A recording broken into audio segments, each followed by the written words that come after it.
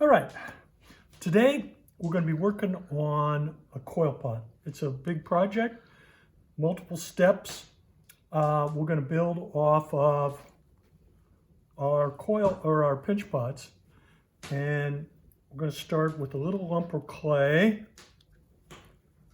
Start opening them up, and this time I'm going to put them on a flat surface because I'm going to want a fairly broad and flat base for this. Okay, I want it to be around about this size diameter. I could figure out the diameter and figure out the radius, but I got a magic stick, so that's about 6 inches.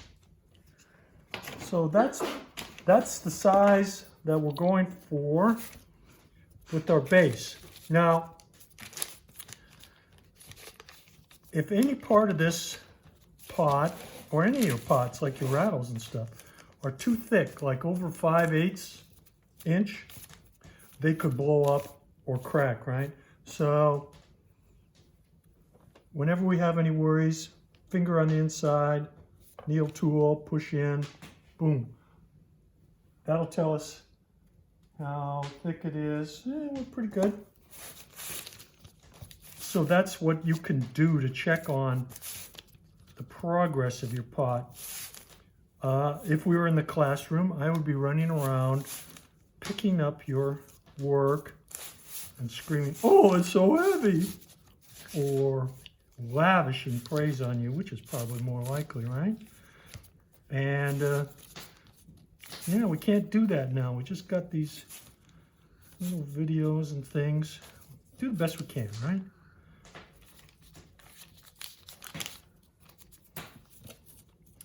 Now, the reason I'm doing this is it gets me a slab of clay that is around the edge of the pot.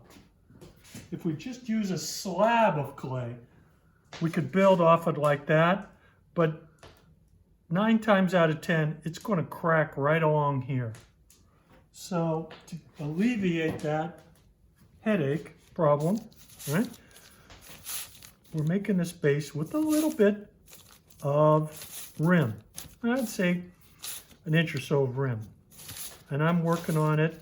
I'm trying to keep it from having any thick spots, right? Nice and smooth on the inside. Also, you'll notice I have it on a piece of paper. And the piece of paper is to keep your clay pot from sticking to anything you're building it on. That's a really drag when you come back and the pot's all dry and it's stuck to the table. It'll crack. So, and then the other thing, what we want to do is we're trying to avoid, as we build this coil pot, what we want to avoid is the simplest possible coil pot ever in the universe. I know you may want to make that. I don't want to see it. I call them log cabins. It's where we put one coil, picture this all the way around, 2 coils, all the way up to the top. I don't want to see that. If you send me one like that, I'll give you 0. Which, when I give you a 0 like that, yeah, it's me saying no thank you, but also it's indicating to you, make me another one and I'll regrade it. If you're happy with the 0, no worries. So, threats aside, we've got ourselves a little base here, and if we don't like how the exterior of this base is going, use your rib, and you'll notice my pot rotates nicely on this piece of paper. So the pot's probably stuck to that piece of paper, no worries. And allows me to move it around. If you had a lazy Susan around somewhere, get her off the couch and have her move this pot around. I actually know Susan, and she despises lazy Susan jokes, but hey, I'm a John, so what is she complaining about? Now, we want a sense of movement with our coils.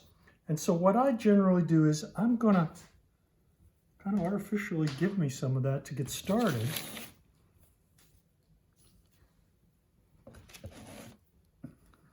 And this is arbitrary. I'm not even thinking about it.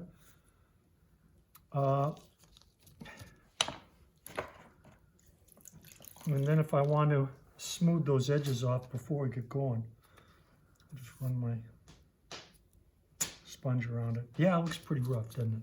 No worries. So then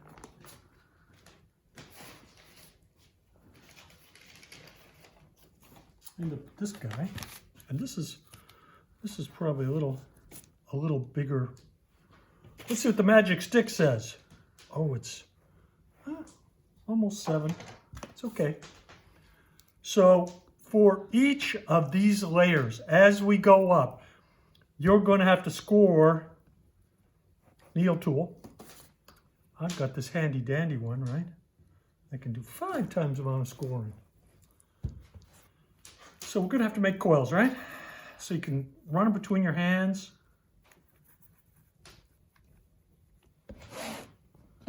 If you have a clean surface, I hope you do where you work. This is just a piece of drywall I used to work on.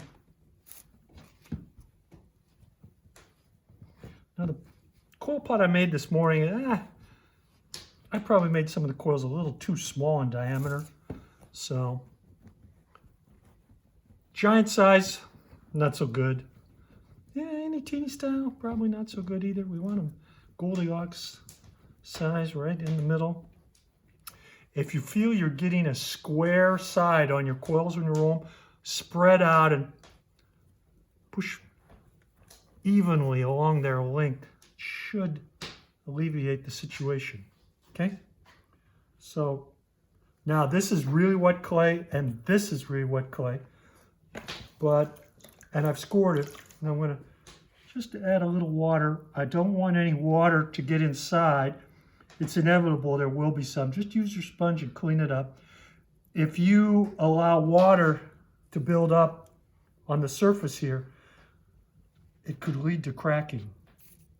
Clay shrinks when it dries, and if you have a little water here, that little area with the water isn't going to shrink like the rest of the clay around it, and will inevitably lead to cracking. So I've got my first coil, and I'm not even trying to go all the way around, all right?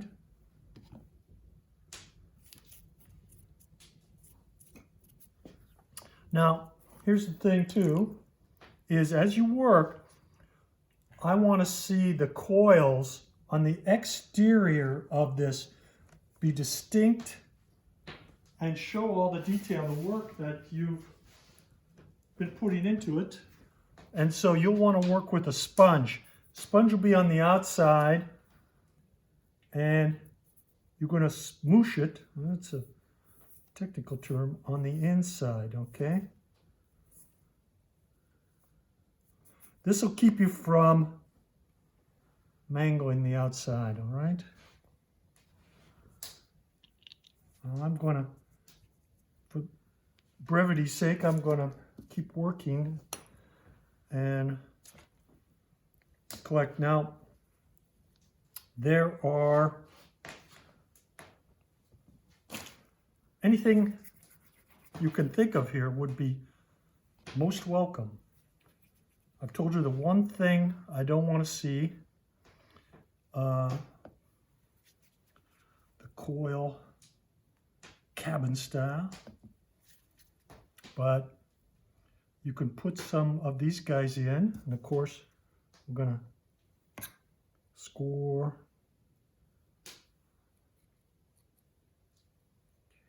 That one's already scored. It's good.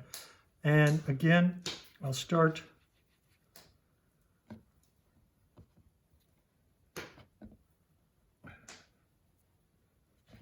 rolling this around, okay? And then I put those little balls in there just to get these coils moving around, right?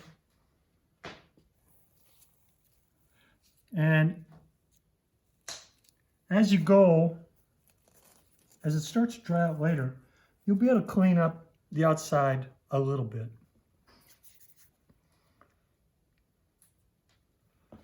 And of course,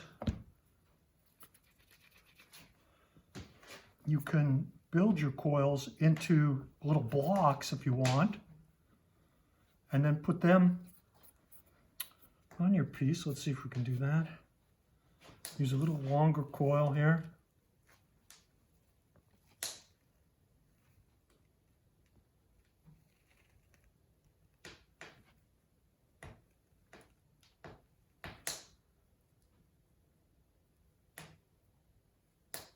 Okay, so I've got it. Now, before I put it on there, I'm going to want to, I'm thinking I'll smoosh it a little ahead of time.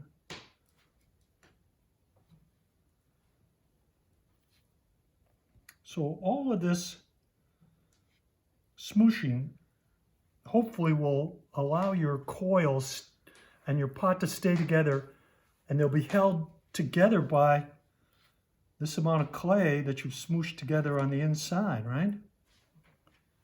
And so up we go. I would like this pot. How tall is this pot going to be, Master Stick? The magic stick says 6 inches, all right? So you're going to give me your piece with the ruler next to it, just like some of you did on your pinch pots and things. Very good, very good. Also, a lot of times you're going to have little teeny areas next to little areas. I like to just put in a little, it's a filler piece, frankly. We don't want holes all the way through. And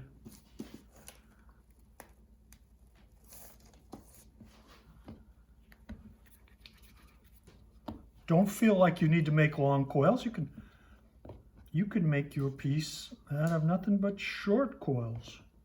They don't have to be even. One side can be thicker than the other. Didn't scratch that. Let me. Yeah. Going to be tedious.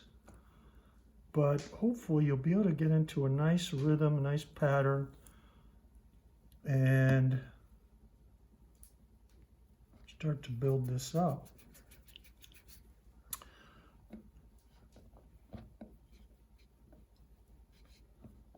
I like the old rolled up coil.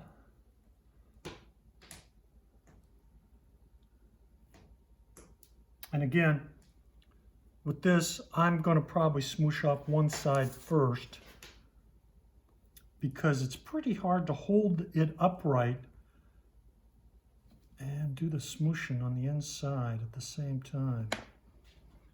Okay, so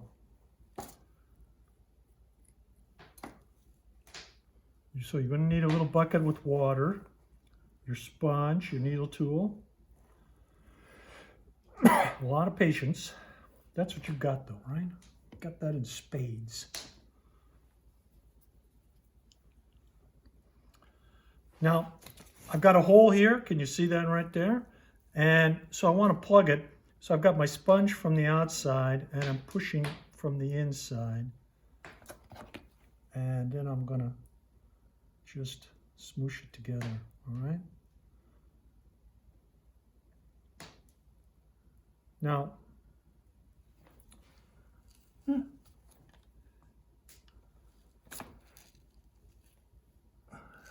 I've been a little messy with my scratch marks. I'd want to go over that probably with my fingernail or something, clean that up a little before I was done with this. Also, vary your lengths, your shapes, your sizes, and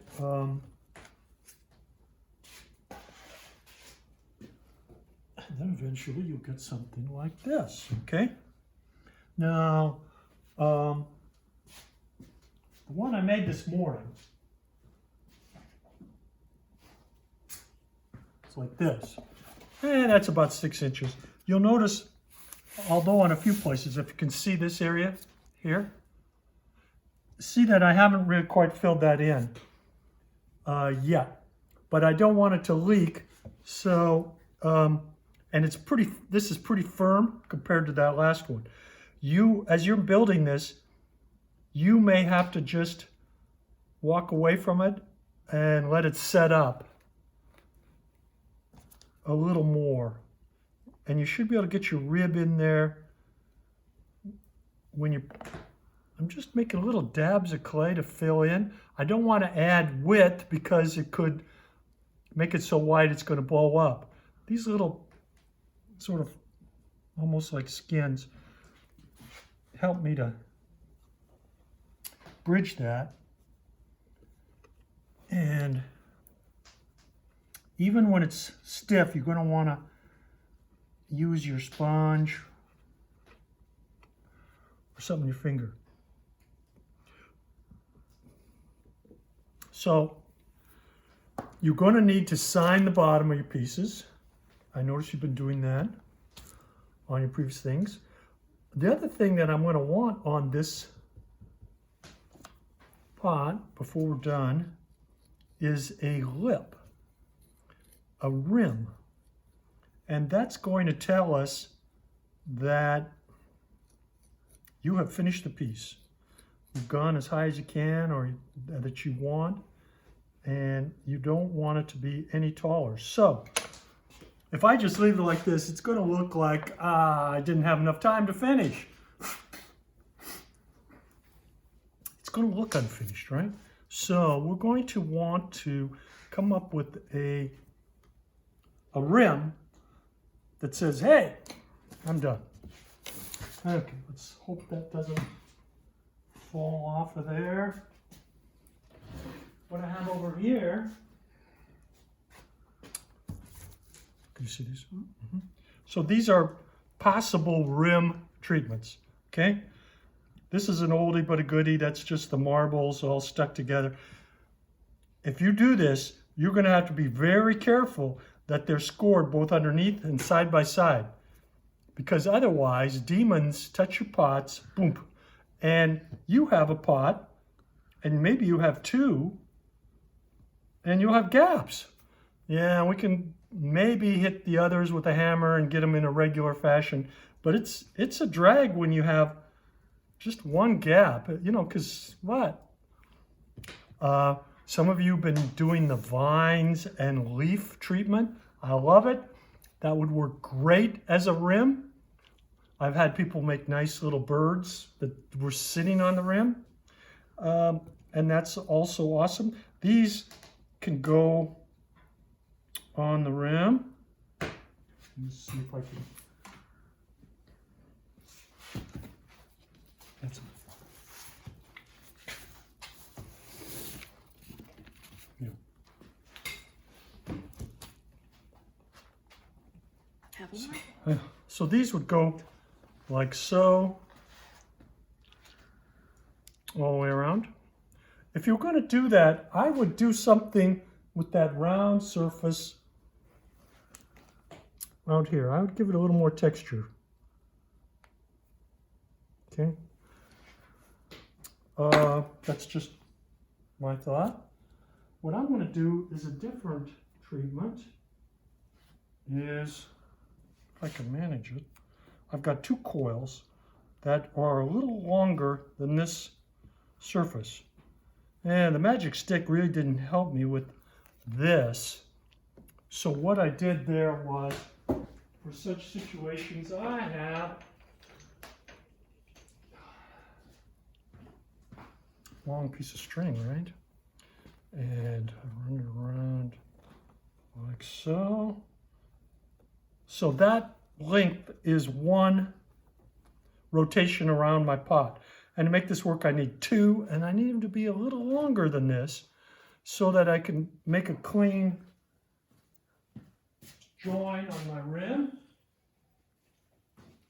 And so we're going to need a little water on here.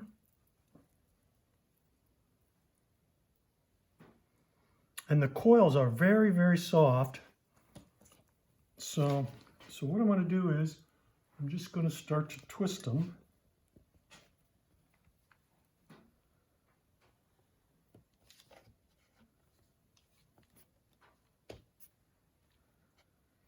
Of course, you don't want them to break.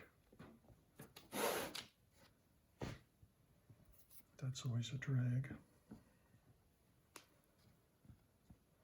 And you want it to be sort of around the same tightness. No, the other way. Gee whiz. Those of you who are bakers might be able to come up with lots of interesting braids and crimps, pastry tricks to make this work. Now, this end, quite messy, so we can cut that off. And we're going to have that go a little long.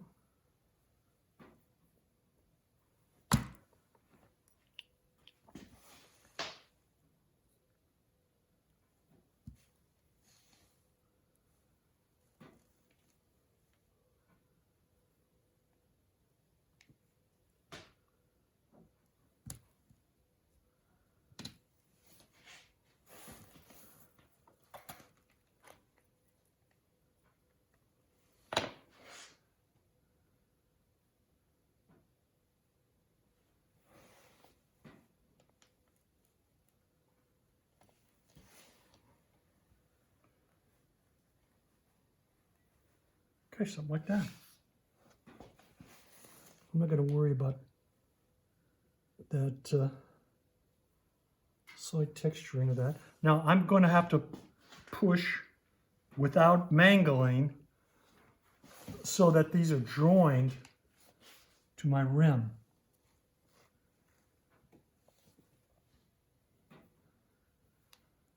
Okay. I'm not putting really hard pressure in any one place. I'm trying to avoid putting my grubby little finger marks all over it. And so I may have to go over this pot when it sets up a little. Something to be aware of. When you're making it, you might want to use flat areas, and then in that case, give them a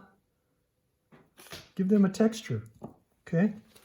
Or you may, when you get all done, like I've got this was way too big an element, a design element, in the size of the pot.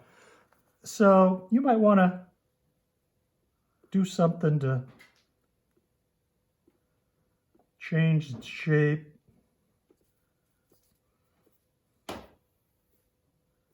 Okay, just give it a little more something, okay? So, there's a couple other things. When you're working, this may take a good long while. When you're working, the sides of your pot will be wet. But if you have a nice piece of plastic, let's say you're going to go grocery shopping and you're tired of this pot, and it's good to just leave it aside. You could cover the whole pot in plastic. This is some plastic off an Amazon package. Save all that. Or you can just wrap the rim so that it's wet when you come back, so you won't have to fight it. It's very difficult to join these coils onto clay that is already hardened. Okay? So there you go. Coil pot, 6 inches, nice rim, nice detail. And I hope you have fun making it.